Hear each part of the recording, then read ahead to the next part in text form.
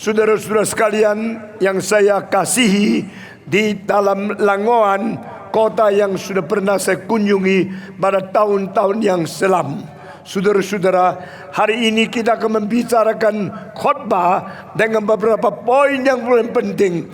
Apa itu Injil? Saudara-saudara, jikalau orang Kristen lupa Injil dan tidak mengerti apa artinya Injil, maka orang Kristen tidak mempunyai pengharapan.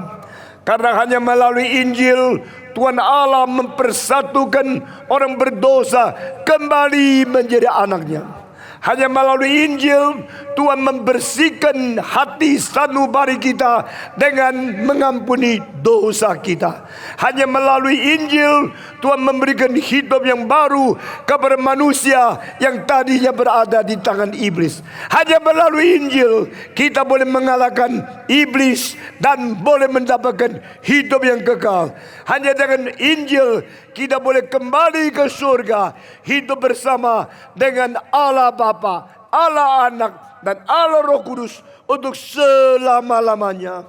Saudara-saudara, Gemim adalah gereja Masehi Injili Minahasa. Gemit adalah gereja Masehi Injili Timor. Gemis adalah gereja Masehi Injili Sangir Talau. Di dalam ratusan tahun yang lalu, nenek moyang kita mengetahui gereja adalah gereja Kristus. Gereja yang percaya kepada Injil. Oh saudara-saudara, tapi kita sekarang sudah lupa, sudah lepas, sudah menginjak-injak Injil. Beberapa puluh tahun yang lalu, seorang profesor dari luar negeri berada di Tomohon, berada di tempat sekolah teologi, melemparkan kitab suci ke atas tanah dan menginjak kitab suci. Berkata ini adalah buku biasa, cuma dalamnya cerita tentang Yesus saja. Benarkah itu? Itu sungguh-sungguh terjadi. Saya mengetahui karena waktu itu rekan saya sedang diajak untuk ikut melihat dan mengajar di sekolah itu. Kenapa adalah dosen-dosen semacam demikian? Karena mereka sudah tidak mengaku Injil.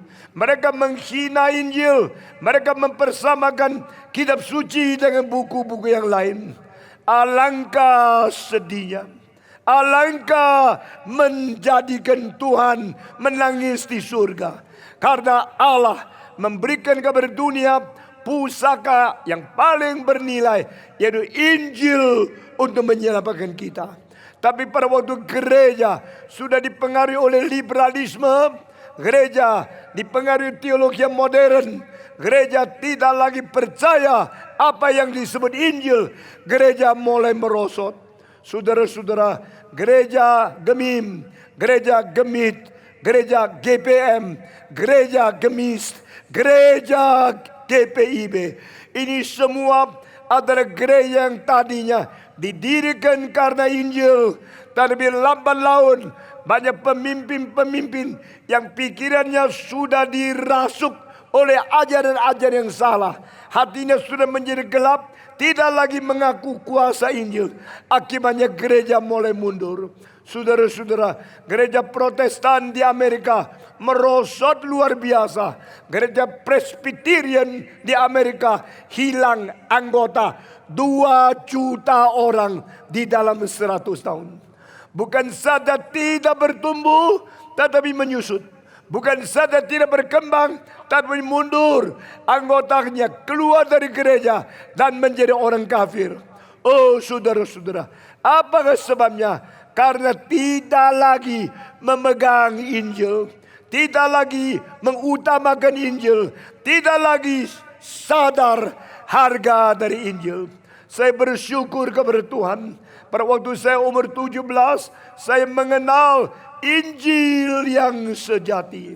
Saya sadar pentingnya Injil dan saya menyerahkan diri menjadi hamba Tuhan.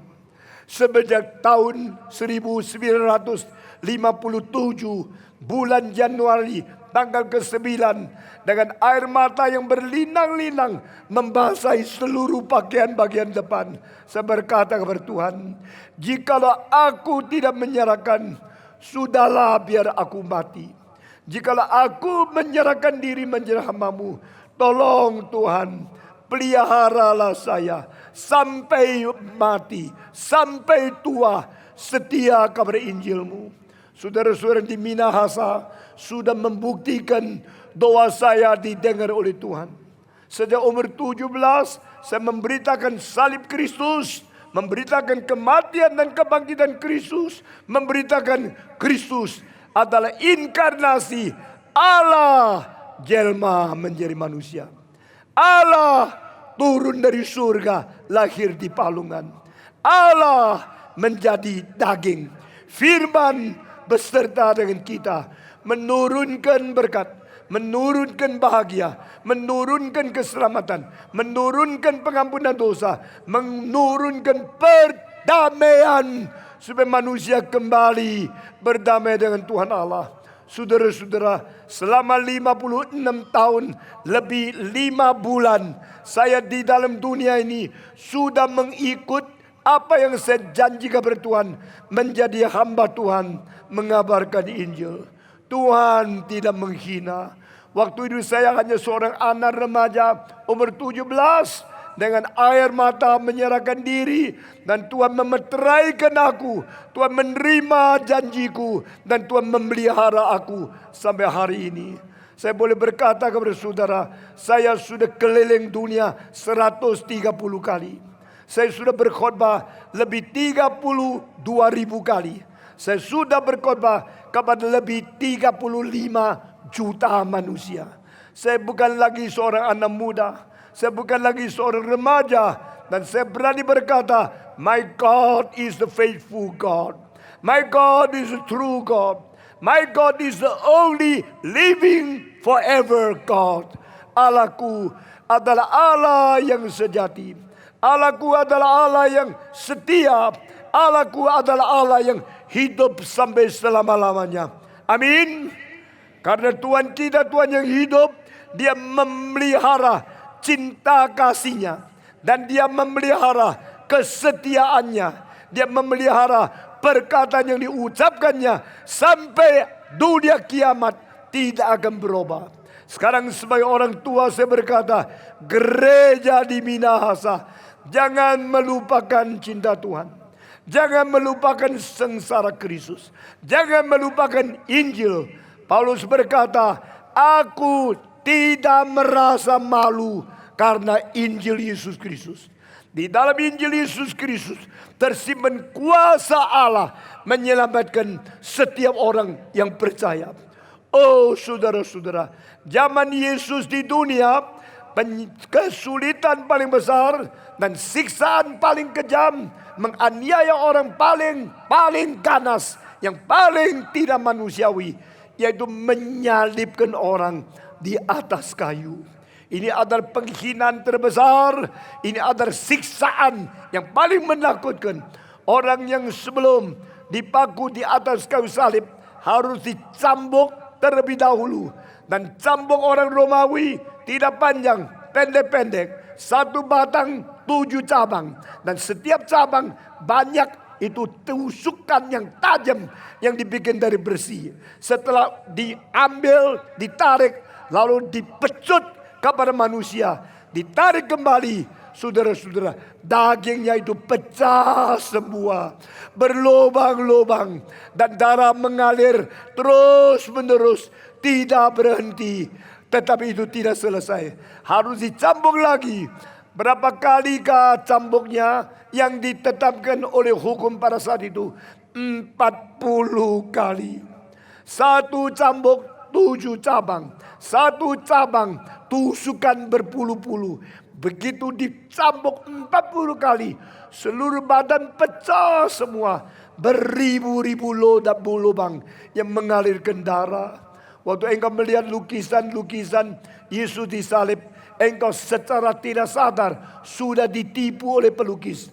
Karena kebanyakan pelukis tidak mengerti berapa susah, berapa cambuk, berapa luka, berapa lubang yang terjadi pada orang yang dicambuk. Saudara-saudara, saya mengetahui di dalam sejarah lukisan banyak orang melukis tentang Yesus disalibkan, termasuk Michelangelo, termasuk akan Da Vinci, termasuk akan Caravaggio, termasuk akan Caravaggio, termasuk akan Murillo, termasuk akan Luini, termasuk akan Reni. Begitu banyak orang melukiskan Yesus disalibkan, termasuk Peter Paul Rubens, termasuk pelukis dari Italia, dari Perancis, dari Spanyol, dari Belanda, dari Jerman, dan dari negara seperti Belgia. Saudara-saudara, saya menyelidiki semua lukisan daripada orang yang menggambar Yesus dipaku. Hanya 1 orang yang mengerti sungguh-sungguh. Orang itu mempunyai lukisan yang dicantumkan, digantung di satu gereja yang bernama Arnstadt. Gereja itu berada di negara Jerman. Dan orang yang melukiskan lukisan Yesus disalib namanya adalah Matthias di Grunewald. Saudara-saudara, waktu saya menyelidiki, saya mengetahui seluruh hidup dia hanya melukis 3 kali Yesus dipaku di atas salib. Yang satu besarnya kira-kira 3 meter lebarnya dan hampir 3 meter tingginya, ditaruh di belakang mimbar gereja Arnstadt itu. Dan di pinggirnya juga ada 2 lukisan yang mendamping dia, yang ciut dan panjang. Ini lukisan yang terkenal di mana Yesus berada di tengah dan tangannya semua melungker karena sakitnya. Uratnya semua keluar dan lubang-lubang pecut itu beratus-ratus mengalirkan darah terus-menerus. Waktu saya melihat lukisan itu, saya tidak bisa membayangkan berapa besar kesakitan yang diterima oleh Yesus Kristus. Berapa kejam manusia mengutarakan bencinya kepada Yesus Kristus. Pilatus menyerahkan Yesus untuk dipecut, untuk disalibkan.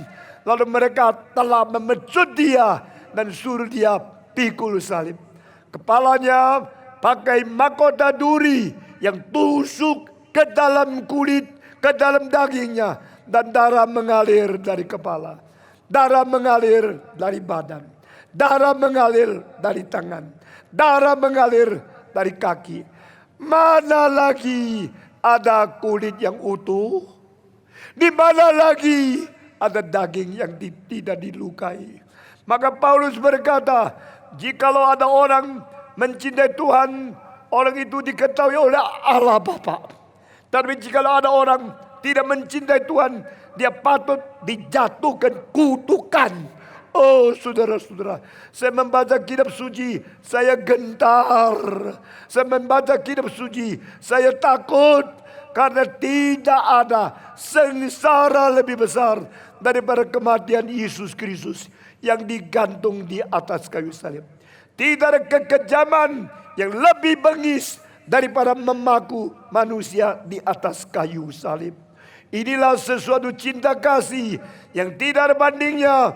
Karena melihat Yesus dipaku di atas salib, engkau mengetahui ayat yang berkata, demikian Allah mengasihi isi dunia, sehingga dikaruniakan anak yang tunggal itu, supaya barang siapa yang percaya kepada dia jangan binasa, melainkan beroleh hidup yang kekal. Cilakalah kalau engkau orang Kristen, engkau mengetahui Yesus mati bagimu, engkau tetap berzina, engkau tetap berjudi, engkau tetap mabuk-mabuk, engkau tetap minum minuman keras, engkau tetap main opo-opo, ikat pinggang, dan bergaul dengan setan-setan. Cilakalah engkau masih bohong, munafik, menipu, pakai cara-cara yang tidak jujur, berdagang, mempermalukan Tuhan. Cilakalah engkau berzina, main perempuan, engkau tidak tahu Yesus mati bagi dosamu. Saudara-saudara, Injil adalah hal yang paling mulia, paling berkat, paling berharga di dalam iman dan hidup orang Kristen. Jika orang Kristen hanya gantung salib di leher, gantung salib di cincin, kelihatan engkau mengerti salib, tapi hatimu tidak mengerti apakah artinya Kristus mati bagimu. Engkau hanya menipu diri, engkau hanya menipu orang lain, menipu setan. Engkau tidak mungkin menipu Tuhan. Karena Tuhan melihat ke dalam sanubari kami masing-masing sampai sedalam-dalamnya. Tuhan mengetahui apa arti salib. Dan Tuhan mengetahui Yesus harus mati bagimu, barulah engkau mungkin diselamatkan. Jikalau Yesus tidak turun dari surga ke atas bumi, manusia di atas bumi tidak mungkin naik kembali ke surga. Jikalau Yesus tidak diremehkan, menjadi yang hina, engkau tidak mungkin dihormati dan dipermuliakan. Jikalau Yesus tidak diikat, engkau tidak mungkin dibebaskan. Jika Yesus tidak dikutuk, engkau tidak mungkin diberikan berkat. Saudara-saudara, inilah paradoks dari Yesus Kristus. Di dalam kematiannya kita boleh hidup. Di dalam kutukannya kita diberkat. Di dalam penderitaannya kita mendapat pengampunan. Di dalam segala bilurnya kita disembuhkan. Di dalam segala hukumannya kita mendapatkan sejahtera. Ini semua adalah ajaran dari Alkitab. Cilakalah teolog-teolog yang tidak lagi mengenal Injil. Cilakalah pendeta-pendeta yang tidak memberitakan salib. Cilakalah orang Kristen yang tidak lagi mengindahkan sengsara Yesus Kristus. Jangan lupa Getsemani. Jangan lupa sengsara Jangan lupa cinta Tuhan. Berdoalah kepada Roh Kudus. Tolong Tuhan, pimpin aku kembali ke Golgota. Pimpin aku kembali ke Kalvari. Saudara-saudara, keadaan yang paling memalukan yaitu manusia dipaku di atas kayu salib. Tapi Tuhan mengatakan, inilah kemuliaan yang terbesar yang bisa dinyatakan di dalam dunia. Apakah kemuliaan? Menurut orang biasa, kemuliaan yaitu kemewahan, kehormatan, kekayaan, kemakmuran. Seperti apa yang menjadi sesuatu umpan daripada gereja yang mengatakan percaya Tuhan bisa makmur, percaya Tuhan bisa kaya, percaya Tuhan bisa mewah, percaya Tuhan bisa lancar, percaya Tuhan bisa sukses. Saudara-saudara, gereja jangan ditipu oleh teologi kemakmuran. Engkau akan menjadi kaya karena inilah janji dari Tuhan. Jikalau orang Kristen percaya Tuhan harus kaya baru sukses. Saya mau tanya, kenapa Yesus dipaku di atas salib? Kenapakah Lazarus pengemis yang naik surga, orang kaya masuk neraka? Ajaran-ajaran pendeta yang tidak bertanggung jawab, orang-orang yang mentafsirkan Alkitab menurut kemauan sendiri, mereka telah menipu, telah bohong, telah menjadikan kamu masuk dalam jerat pikiran-pikiran yang salah dan memalsukan firman Tuhan. Saudara-saudara, orang-orang yang percaya kepada itu, dia datang ke Indonesia bukan mau menolong orang miskin. Dia datang ke Indonesia menjanjikan engkau bisa kaya. Sebelum engkau kaya, dia kaya terlebih dahulu. Kenapa orang Minahasa gampang ditipu? Karena engkau tidak mengenal Injil. Oh saudara-saudara sekalian, Injil adalah kematian, kebangkitan, dikuburnya Yesus Kristus, akhirnya mengalahkan kuasa iblis. Amin. Injil adalah kemuliaan Tuhan yang dinyatakan melalui penderitaan sengsara untuk mengganti kita masing-masing. Jika orang ditembak, engkau anggap dia mulia tidak? Pasti tidak. Jika engkau digantung, engkau anggap dia mulia tidak? Tidak. Orang yang digantung ada orang yang hina. Orang yang ditembak adalah orang yang malu. Orang yang dibunuh siksaan adalah orang yang dilukai. Orang yang diinjak-injak. Saya mau tanya, orang yang disalib itu malu atau mulia? Orang yang dipaku di atas kayu salib itu keji, itu kutuk, atau itu sesuatu kehormatan? Pasti sesuatu hanya mempermalukan. Sesuatu tindakan yang menghina dia. Orang Romawi tidak pernah menyalibkan penduduk Romawi atau warga negara sendiri di atas salib. Mereka hanya memaku orang kafir. Mereka hanya menyalibkan orang Israel, orang-orang lain yang bukan anggota atau warga negara Romawi di atas kayu salib. Mereka menganggap itu hal yang paling mempermalukan. Maka bangsa-bangsa yang ditawan di dalam peperangan, pemberontak-pemberontak yang bukan warga negara Romawi, mereka yang boleh dipakukan. Tetapi tidak boleh satu kali pun memaku orang Romawi di atas salib. Itu sebabnya ini adalah tanda yang mempermalukan, tanda penghujatan, tanda pengkutukan, tanda yang menghina, tanda yang meremehkan, tanda yang menghina orang-orang bangsa yang lain. Orang-orang Romawi begitu menghina bangsa yang lain, mereka mempermalukan orang lain dengan memakukan di atas kayu salib. Dan Yesus berada di Israel, dianggap bukan orang Romawi, harus dihina, dipaku di atas salib. Tapi saudara-saudara, Yesus berkata, muliakanlah anakmu ya Bapa, seperti anakmu di dunia sudah mempermuliakan namamu. Allah Bapa menjawab, dari langit aku sudah memuliakan, aku akan memuliakan lagi. Mulia Yesus Kristus pertama atau mulia yang disimpan, dibungkus di dalam hal yang mempermalukan, dilahirkan sebagai bayi yang telanjang, dibungkus dengan kain putih di dalam palungan. Inilah kemuliaan pertama yang dinyatakan Tuhan. Kemuliaan Tuhan lain dengan kemuliaan manusia. Kemuliaan Tuhan disimpan di belakang hal yang mempermalukan. Ini cara Tuhan yang paradoks. Saudara-saudara, mulia Tuhan sudah pernah diberikan melalui kirimnya Yesus ke dunia. Melalui sengsara, penghinaan, dan keremehan yang begitu mempermalukan, lahirkan di dalam kandang binatang. Saya percaya di sini ada kandang binatang. Khususnya di Tondano. Orang Tondano suka kuda. Pasti ada kandang-kandang kuda.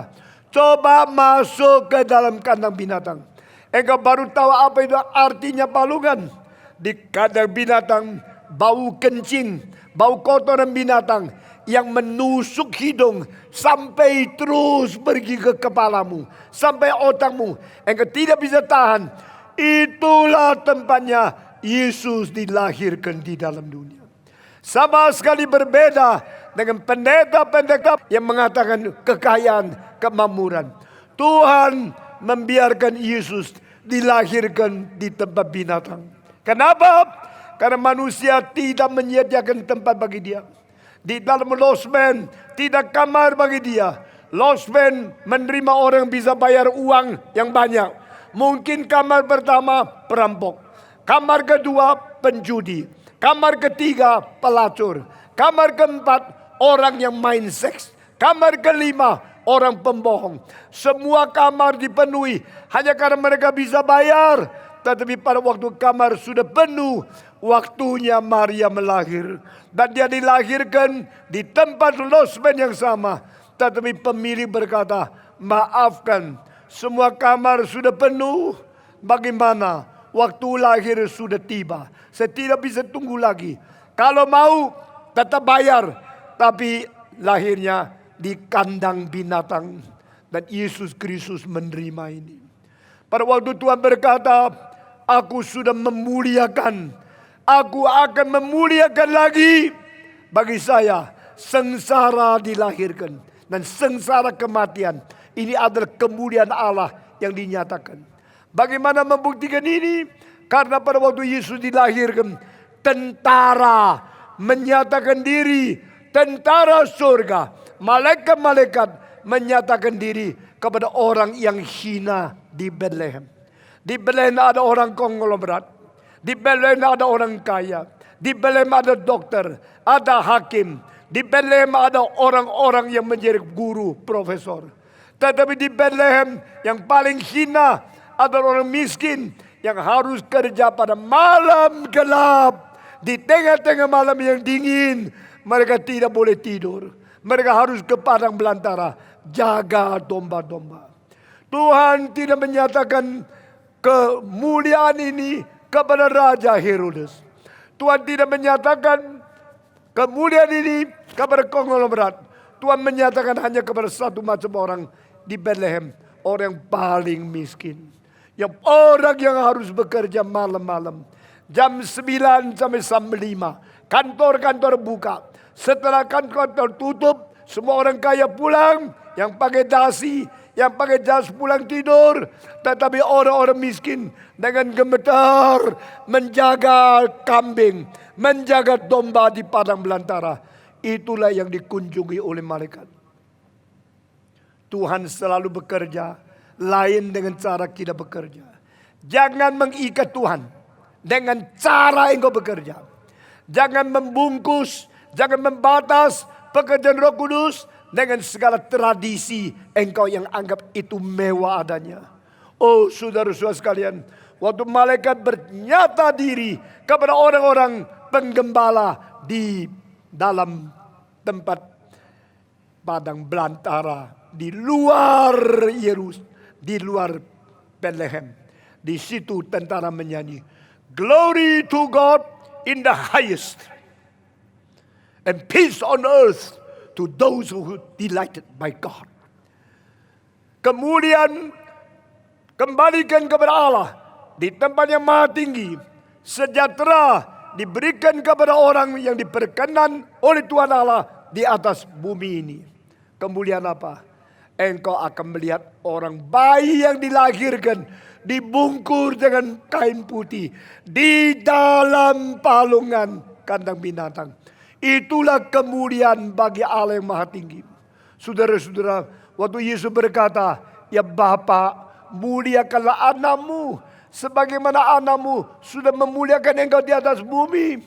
Allah berkata, "Aku sudah memuliakan. Aku akan memuliakan lagi." Kalimat "akan memuliakan lagi" terjadi di mana? Kesengsaraan, kemiskinan, penghinaan, kelahiran, ditambah dengan sengsara, penghinaan, penderitaan, kematian. Waktu Yesus dilahir, mulia Allah dinyatakan, tetapi dibungkus oleh sengsara dan penghinaan. Waktu Yesus dipaku di atas salib, kemuliaan Allah dinyalakan, tapi dibungkus oleh hal yang mempermalukan, penghinaan dan penderitaan. Tetapi orang tidak lihat apa itu mulia Allah. Sampai 1900 tahun setelah Yesus lahir di dunia, baru seorang wanita di Amerika yang berani menulis lagu, salibnya selalu apa? Salibnya selalu apa? Selalu mulia. Salibnya selamanya mulia. Saya sangat tergerak. Seorang namanya Fanny Crosby, seorang wanita yang hidup sampai umur 94 tahun. Pada waktu dia kecil sakit, disuntik dokter, salah obat, akhirnya mengganggu sampai dia menjadi buta. Dan dia buta berpuluh-puluh tahun. Tidak pernah melihat manusia, tidak pernah melihat cahaya matahari. Hidup di dalam sengsara. Dia tidak melihat kehormatan, kemuliaan, kebanggaan, kekayaan daripada segala kemuliaan manusia. Seperti mutiara, berlian, seperti emas, perak, atau pakaian yang mewah-mewah. Perempuan ini sampai umur 90 lebih. Ternyata dia tidak lihat kemuliaan dunia. Dia melihat kemuliaan Yesus Kristus. Dia melihat kemuliaan surgawi. Dan dia telah menulis 8.000 lagu-lagu yang paling indah yang dinyanyi oleh Kristen seluruh dunia. Saya sangat kagum. Saya mengetahui Tuhan sudah membuka mata rohani dia, mata hati dia. Orang lain melihat kemuliaan dunia, dia melihat kemuliaan Tuhan Allah. Kemuliaan dari kelahiran Yesus yang hina, kemuliaan dari kematian Yesus yang menderita. Inilah kemuliaan paling besar. Salibnya selamanya mulia. Saudara-saudara, saya mau tanya, engkau sudah mengenal apa artinya Injil atau tidak? Engkau sudah pernah melihat apa artinya mulia atau tidak? Saudara-saudara sekalian, apakah yang menjadi khotbah Stephen Tong yang paling penting selama hidup di dunia? Salib Kristus. Saya berkali-kali datang berkata kepadamu, salib Kristus, salib Kristus, salib Kristus. Berbeda dengan banyak pendeta yang lain. Waktu saya bicara tentang salib Yesus Kristus, hati saya hancur, suara saya gemetar, air mata berlinang-linang. Karena di dalam sengsara Yesus tersimpan kemuliaan Tuhan Allah. Di dalam penghinaan terhadap Yesus tersimpan kehormatan abadi.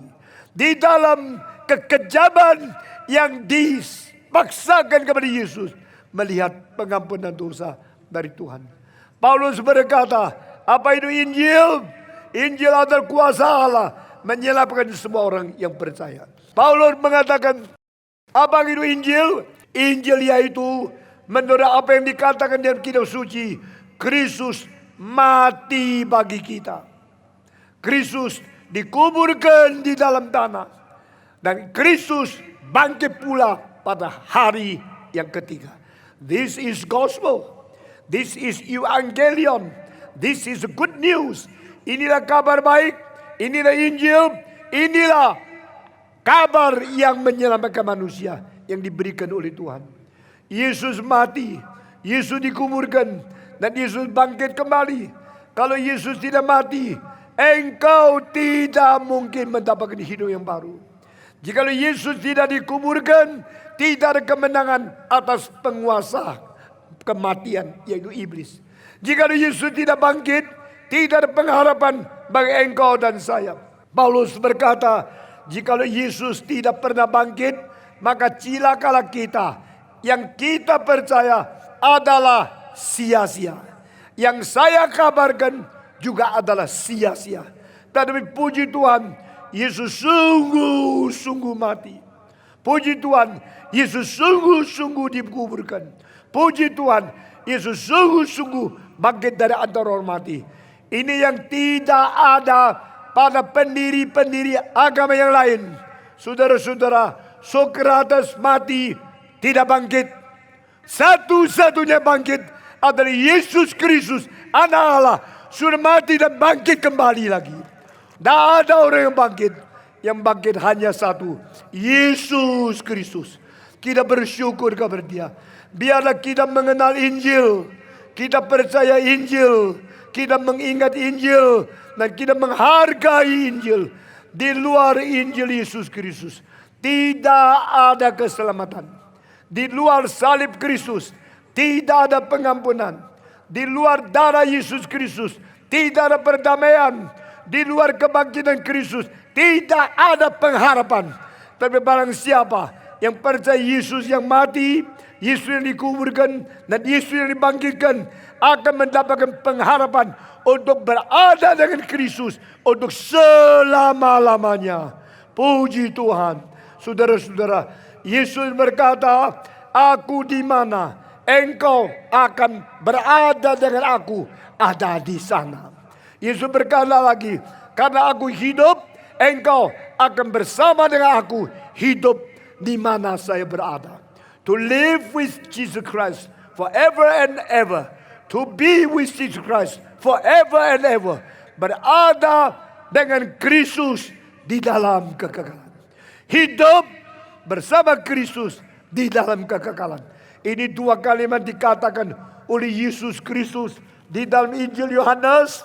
Maka Paulus berkata di dalam Roma, mari kita mati beserta Kristus. Orang yang mati beserta Kristus, kita akan bangkit beserta Kristus. Orang bangkit beserta Kristus, kita akan menjadi raja beserta Yesus Kristus. Kita akan duduk di surga bersama dengan Kristus. Efesus pasal 2 berkata, pada saat engkau mati di dalam dosa, Dia telah membangkitkan engkau daripada kematian. Kita mati di dalam dosa, tapi Allah membangkitkan kita dari kematian di dalam Yesus. Ayat kelima, Efesus pasal 2 Paulus berkata, kami juga dulu mati di dalam dosa, tetapi Dia telah membangkitkan kami beserta Kristus. Ayat 6, sekarang kami duduk di surga beserta Yesus Kristus. Saudara-saudara, bahasa Yunani di situ adalah present tense. We are now sitting together with our Lord in heaven. Sekarang kita duduk bersama dengan Yesus Kristus di dalam surga. Bukan menunggu sampai Ia datang kembali, tapi sekarang status kita adalah orang yang sudah mati dengan Kristus, orang yang bangkit dengan Kristus, dan orang yang duduk bersama dengan Kristus di dalam surga. Saudara-saudara, tahu tidak di mana statusmu? Tahu tidak mengapa engkau menjadi orang Kristen? Karena engkau memiliki Kristus yang mati bagimu, maka engkau boleh mati beserta dengan Dia. Kristus mati bagiku untuk membereskan dosaku. Aku mati dengan Dia, maka aku tidak mau diganggu oleh dosa lagi. Yesus bangkit bagiku untuk membenarkan aku. Aku bangkit beserta Kristus, aku hidup di hadapan Tuhan Allah. Orang yang mati beserta Kristus, dosanya dibereskan. Orang yang bangkit beserta Kristus, diperkenan oleh Allah dan hidup di hadapan Allah yang sejati dan kekal. Lalu kita duduk bersama dengan Kristus di dalam surga. Bukan nanti, tapi sekarang. Saudara-saudara tahu tidak, Stephen Tong sekarang sedang duduk beserta dengan Yesus di surga. Saudara tahu tidak, engkau sedang duduk beserta dengan Yesus di surga. Apa sebabnya? Status kita, kedudukan kita, bukan kedudukan dunia. Kedudukan kita, status kita adalah kedudukan surga. Kita adalah penduduk negara Indonesia? Iya. Hanya itu saja? Tidak. Selain penduduk negara Indonesia, apalagi? Kita penduduk kerajaan surga. Amin. Saudara-saudara, kita adalah penduduk kerajaan surga yang kekal. Mulai kapan? Mulai hari kita mengenal Injil. Mulai hari kita menerima Yesus. Mulai hari kita diselamatkan, diperanakan pula oleh Roh Kudus. And now we are sitting together with Jesus Christ on heaven. Saudara-saudara, kedudukan kita berlainan dengan kedudukan manusia yang menuju kepada neraka. Mereka hidup berfoya-foya, kaya, untung, cari uang yang banyak, tapi mereka akan menuju ke neraka. Setelah mereka mati, mereka tidak kembali kepada Allah, karena mereka akan binasa beserta dosa mereka. Tapi kita tidak, karena kita sudah memiliki Kristus yang mati bagi dosa kita. Kita tidak perlu dihukum lagi karena dosa yang kita perbuat. Kristus sudah mengganti kita. Allah yang adil sudah mengadili dia. Tidak lagi mengadili kita. Allah yang setia dan adil akan mengampuni segala dosa kita dan membersihkan kita dari segala kejahatan, jikalau kita mengaku dosa kita sendiri. Saudara-saudara sekalian, dengan demikian Kristus yang sudah mati dan bangkit menjamin kita mati beserta dia, bangkit beserta dia, dan duduk di dalam surga sekarang sampai selamanya dengan dia. Inilah kedudukan penduduk surgawi. Ini kedudukan penduduk kerajaan surga. Jangan kira engkau hanya penduduk Republik Indonesia. Engkau sekaligus penduduk kerajaan surga di atas bumi. Maka engkau berdoa, jadilah kehendakmu di dunia seperti di surga. Setiap kali saya membaca doa Bapa kami, di situ hati saya mengatakan kalimat yang sedikit berbeda. Jadilah kehendakmu di dalam diri Stephen Tong, seperti kehendakmu jadi di dalam surga. Aku mau kehendakmu jadi, bukan saja jadi di orang lain. Jadilah kehendakmu di dalam hati saya. Jadilah kehendakmu di dalam diri saya, seperti kehendakmu jadi di surga. Mengapa? Karena kehendak Allah tidak pernah dilawan di surga. Kehendak Allah hanya dilawan di tengah-tengah angkasa. Setan yang menjadi pelawan, penantang, penghambat kehendak Allah sudah diturunkan, dilempar dari surga ke angkasa. Di dunia ada orang berdosa, di tempat mati ada Allah yang suci, di tengah-tengah Allah yang maha suci. Nah, manusia yang berdosa adalah setan yang berlayang-layang di angkasa. Maka kita berdoa harus pakai nama Yesus Kristus. Demi nama Yesus, doa kita diterima oleh Allah. Karena apa? Di antara penantang, penghambat, melawan Allah di angkasa, tidak ada jalan tembus kecuali satu nama. Nama Yesus Kristus menjadi satu kunci menembusi halangan, hambatan, rintangan yang dikerjakan oleh iblis. Doamu harus pakai nama Yesus Kristus. Dan jangan berdoa dengan memperalat nama Yesus, mempermainkan nama Yesus. Saudara-saudara, Yesus berkata, demi namamu, engkau minta apapun dari Bapa akan diberikan. Artinya bagaimana? Artinya yaitu letterlak, artinya harafiah. Kalau demikian, saya mau tanya, demi namaku, kau berdoa minta apa saja dari Allah Bapa, pasti diberikan kepada engkau. Bolehkah saya minta, oh Tuhan, demi nama Yesus, saya minta 5 nyonya, boleh nggak? Jawab. Boleh nggak? Semua jawab, boleh nggak? Tidak boleh. Loh, Yesus yang ngomong kok. Demi namaku, minta apa saja. Saya mau tanya, apa saja artinya apa? Apa saja artinya apa saja? Apa saja sembarang menyebut nama Tuhan. Orang yang berdoa, kalimat pertama adalah Bapa kami yang berada di surga, dikuduskanlah namamu. Orang yang tidak menghargai nama Yesus, orang yang tidak mengkuduskan, tidak memuliakan nama Yesus, tidak berhak berdoa. Apalagi ajaran yang menjadi alat setan dalam meracuni, merusak gereja. Mengatakan minta apa saja hanya dengan nama Yesus pasti diberikan. Itu ajaran iblis. Itu pada ajaran Alkitab. Ajaran Alkitab apa saja berada di dalam satu kurun. Dan kurun ini adalah kerajaan Allah dan kebenaran Allah. Engkau minta apa saja di dalam kerajaan Allah dan kebenaran Allah dalam nama Yesus pasti diberikan. Berapa tahun terakhir saya melihat Tuhan terus menjawab doa saya. Saya dilahirkan sebagai anak yatim piatu. Umur 3 papa saya mati. Umur 17 menjadi hamba Tuhan. Saya pertama kali ke Manado. Pertama kali ke Minahasa. Tidak ada terlalu banyak uang. Selain beli tiket, saya semua uang habis. Saya pertama kali ke Taiwan, saya jual Rolex saya, beli tiket ke Taiwan. Karena yang undang saya khotbah tidak kirim uang tiket kepada saya. Saya pertama kali Amerika, saya jual banyak barang, beli tiket ke Amerika. Karena yang mengundang saya tidak memberikan uang, tidak kirim dulu. Saya begitu sulit, begitu miskin, mengikuti Tuhan terus. Pada waktu saya tua, saya minta Tuhan, pendengar saya beribu-ribu. Saya perlu satu gedung gereja.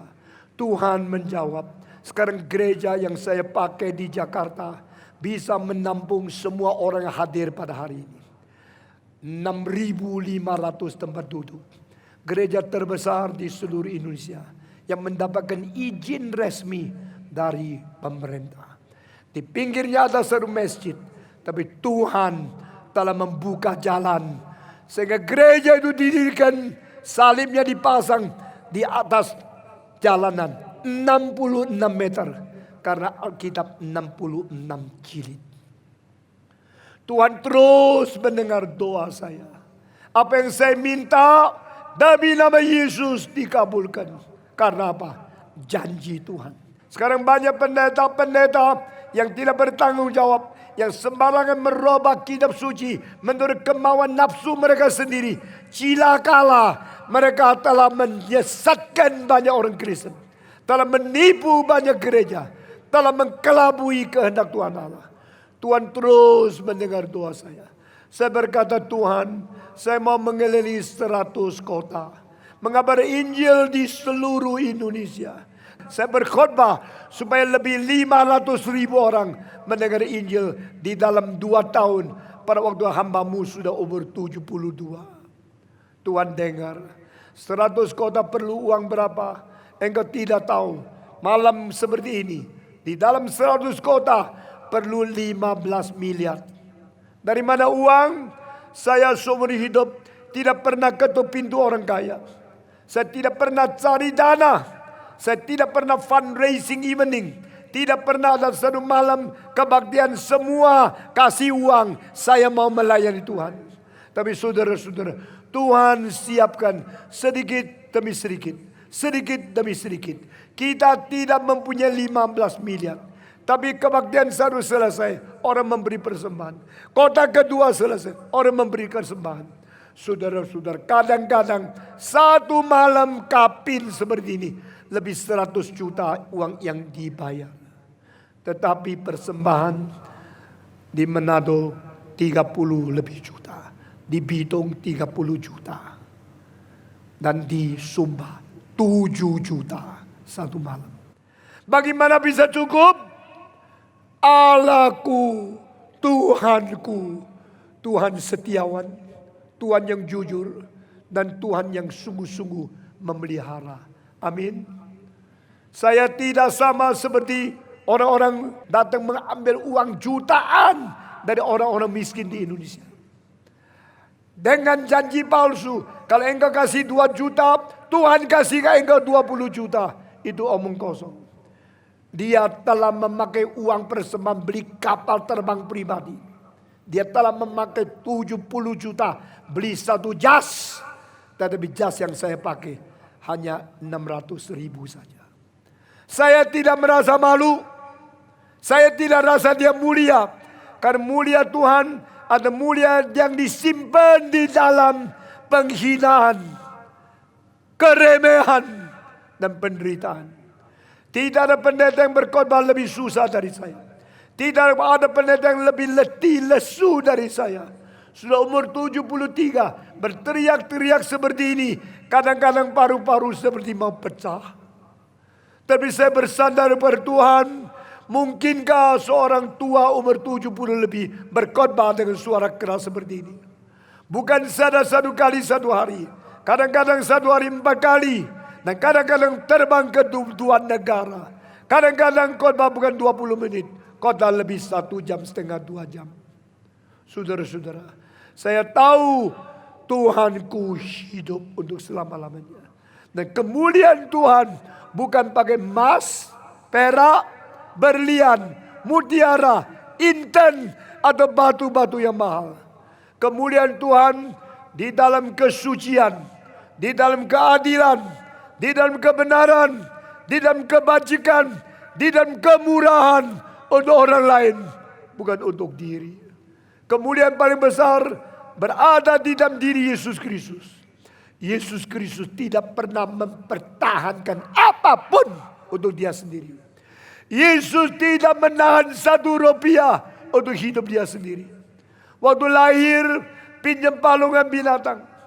Waktu mati pinjam kuburan orang lain. Dia adalah prioritas yang betul-betul tidak memiliki apapun pada diri sendiri. Dia datang ke dunia hidup dengan miskin. Tetapi dia membuat kekayaan rohani bagi engkau dan saya. Besok kita harus masuk ke surga dengan kekayaan iman, kekayaan kasih, kekayaan pengharapan. Supaya kita berjumpa dengan Tuhan di dalam kemuliaan. Saya sekarang sudah tua. Saya juga tidak mengharapkan ada uang apa. Kalau ada saya serahkan untuk Tuhan. Hanya untuk pekerjaan Tuhan. Supaya saya mati miskin. Tetapi kemuliaan Tuhan dinyatakan melalui hidup saya yang mengabdi, yang melayani orang lain. Amin. Saudara-saudara, inilah kekristenan. Injil Yesus Kristus. Injil yang mulia. Injil Yesus Kristus. Injil yang mengganti orang lain. Injil Yesus Kristus. Injil yang menyatakan keselamatan Tuhan Allah untuk menyelamatkan semua yang percaya. Mengapa kita percaya Yesus Kristus? Karena Yesus adalah wakil Allah yang menyatakan sinar cahaya kemuliaan surgawi ke dalam dunia ini. Mengapa kita menerima dia sebagai juru selamat? Karena dia satu-satunya yang menghancurkan kuasa setan.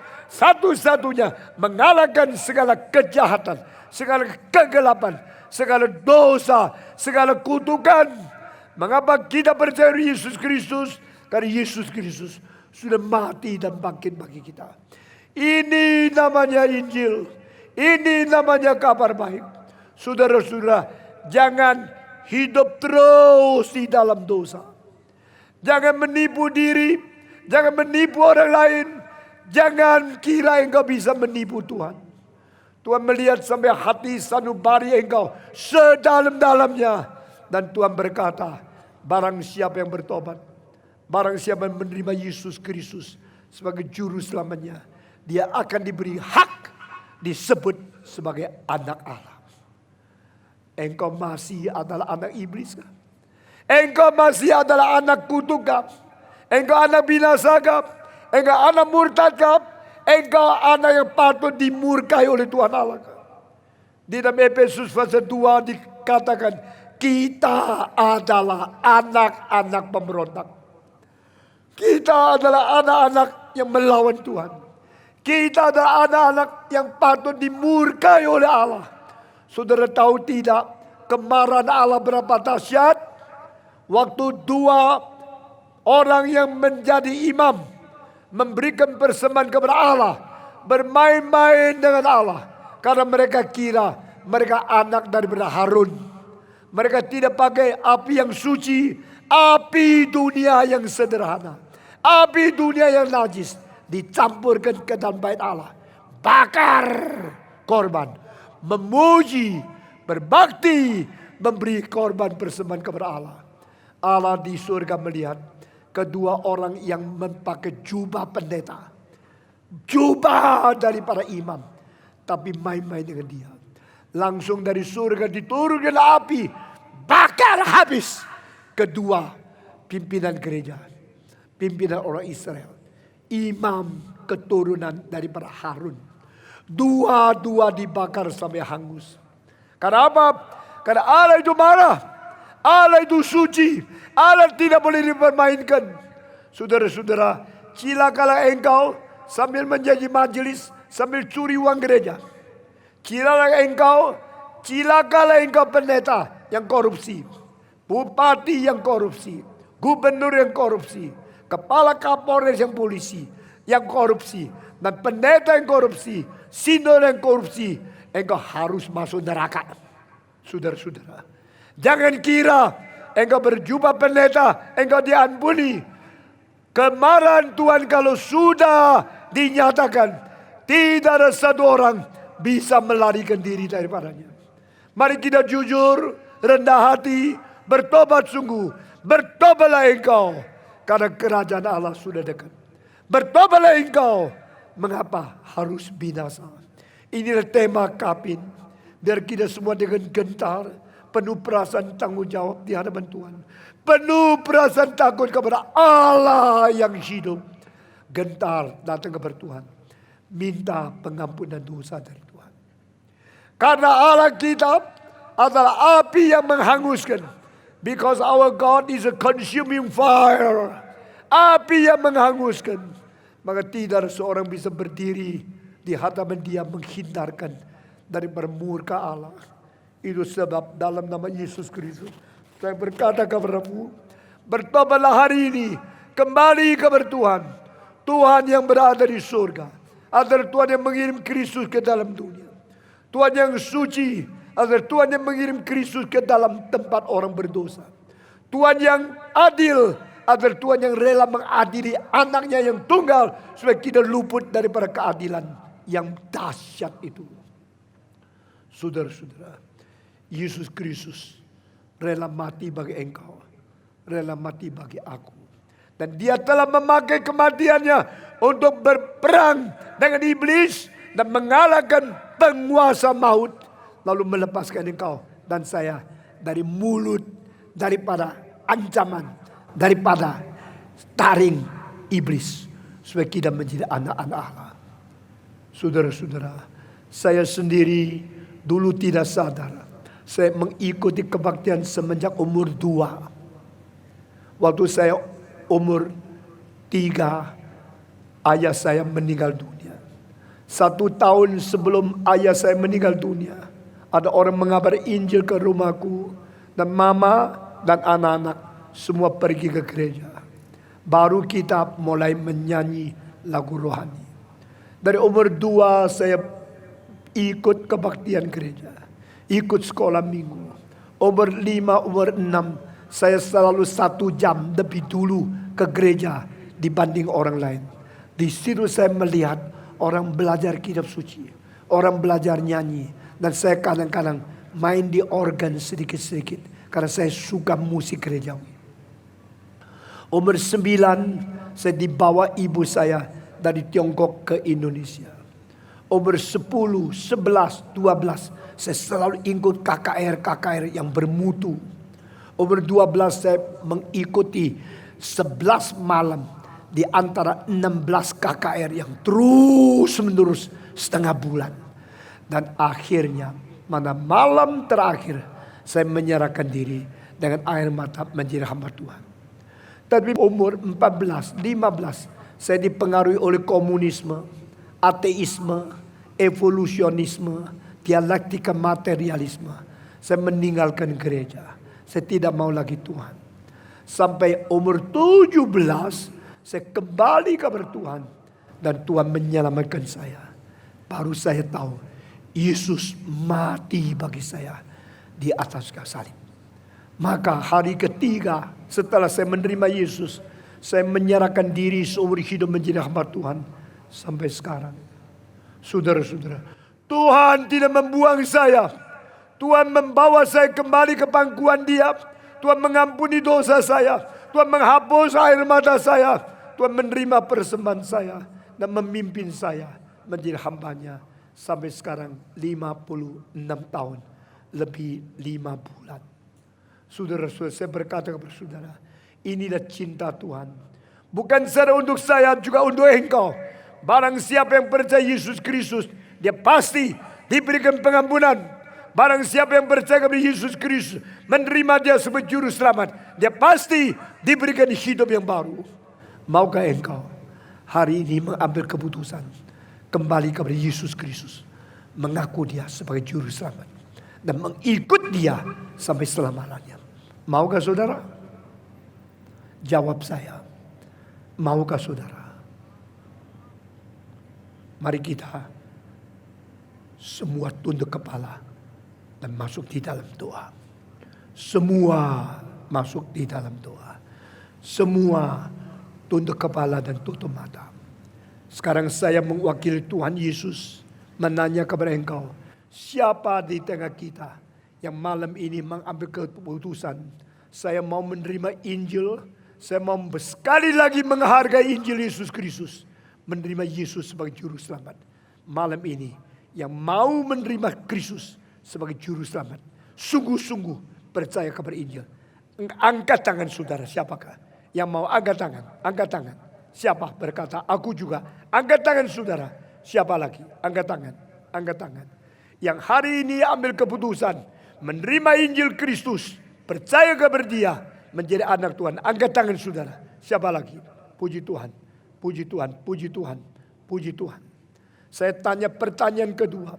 Siapa yang berkata kalau Tuhan mau memakai saya mau menjadi hamba Tuhan, menyerahkan diri menjadi penginjil, menjadi hamba Tuhan, diutus oleh Tuhan ke seluruh dunia mengabarkan Injil.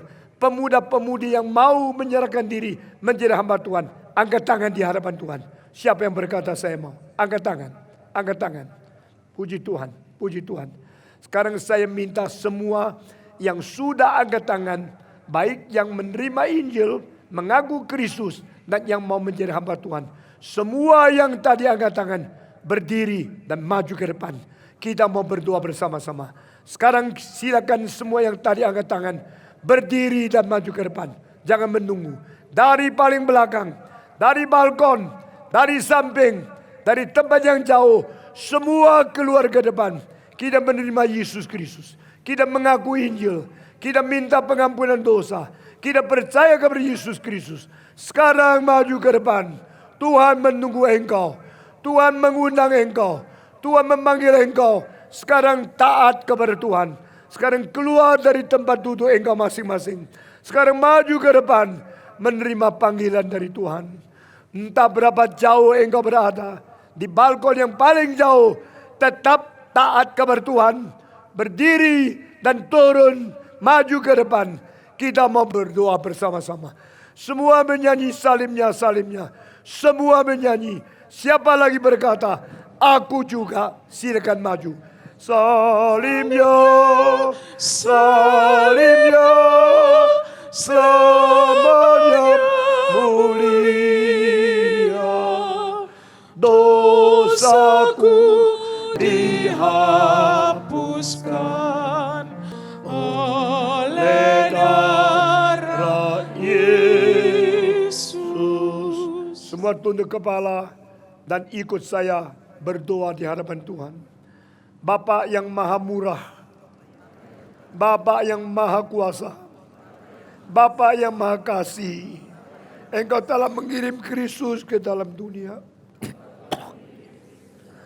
menjadi juru selamat untuk menolong saya. Dalam Injil Yesus Kristus, Engkau memberikan kemenangan kepadaku. Karena Yesus mati dan bangkit untuk melepaskan aku dari kuasa dosa. Melalui bilurnya, saya boleh disembuhkan dari penyakit rohani, penyakit pemberontakan, penyakit tidak beriman, dan menjadi orang yang berkenan di mata Tuhan. Saya berterima kasih ya Tuhan, karena hukuman yang diterima, saya mendapat sejahtera. Karena kutukan yang diterima, saya memperoleh berkat Tuhan. Hari ini saya datang kepadamu, menerima Yesus Kristus sebagai juru selamatku, memimpin aku selama-lamanya sampai berjumpa dengan Tuhan. Kiranya Allah Bapa mengampuni segala dosaku. Kiranya Yesus Kristus menyelamatkan jiwaku. Kiranya Roh Kudus memberi hidup baru kepadaku. Cantumkan namaku di dalam buku Al-Hayat sampai kekal. Terimalah doa saya. Mulai hari ini saya mau rajin ikut kebaktian. Saya mau baca Alkitab. Saya mau senantiasa berdoa. Saya mau hidup suci. Dan saya mau mengabarkan Injil di mana saya pergi, memberitakan Kristus kepada orang lain. Biarlah saya selalu berbuah untuk memuliakan namamu. Terimalah seruan doa saya. Dalam nama Yesus Kristus, nama yang tertinggi, saya sudah berdoa. Amin.